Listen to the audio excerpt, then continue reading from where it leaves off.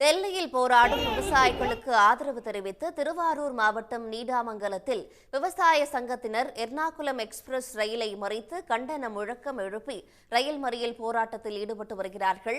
இது தொடர்பான தகவல்களை செய்தியாளர் சசிகுமாரிடம் கேட்டு பெறலாம். சசிகுமார், டெல்லியில் போராடும் விவசாயிகளுக்கு வலு சேர்க்கும் வகையில அங்கு எவ்வளவு விவசாயிகள் போராட்டத்தில் ஈடுபட்டிருக்காங்க, அவங்க தரப்புல எழுப்பப்படுற இந்த போராட்ட முழக்கம் என்ன, விவரங்கள்?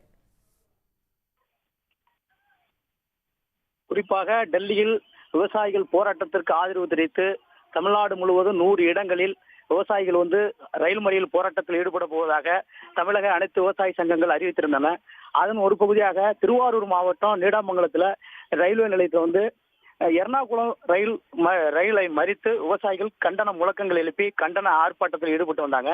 குறிப்பாக டெல்லியில் போராடிய விவசாயிகள் மீது காட்டுமிராண்டி தாக்குதல் நடத்திய உயிர் பலி வாங்கிய ஒன்றிய பாஜக அரசை கண்டித்தும், டெல்லியில் விவசாயிகள் தொடர் போராட்டத்தில் நிறுத்த கோரிக்கை ஏற்றுக்கொண்டதாக எழுதி கொடுத்து நிறைவேற்ற மறுத்த விவசாயிகள் வாழ்வில் விளையாடும் மோடி அரசை கண்டித்தும், குறிப்பாக குறைந்தபட்ச ஆதார விலைக்கு நிரந்தர சுவாமிநாதன் குழு பரிந்துரை நிறைவேற்ற வலியுறுத்தியும், வேளாண்மைக்கான இலவச மின்சார ரத்து செய்யும் மின்சார ஒழுங்குமுறை சட்டத்தை திரும்ப பெற வேண்டும் உள்ளிட்ட பல்வேறு கோரிக்கைகளை முன்னிறுத்தி அதனை வலியுறுத்தியும் கண்டன முழக்கங்களை எழுப்பி, அதாவது எர்ணாகுளம் ரயிலை மறித்து நீடாமங்கலத்தில் விவசாயிகள் மறியல் போராட்டத்தில் ஈடுபட்டு வர்றாங்க.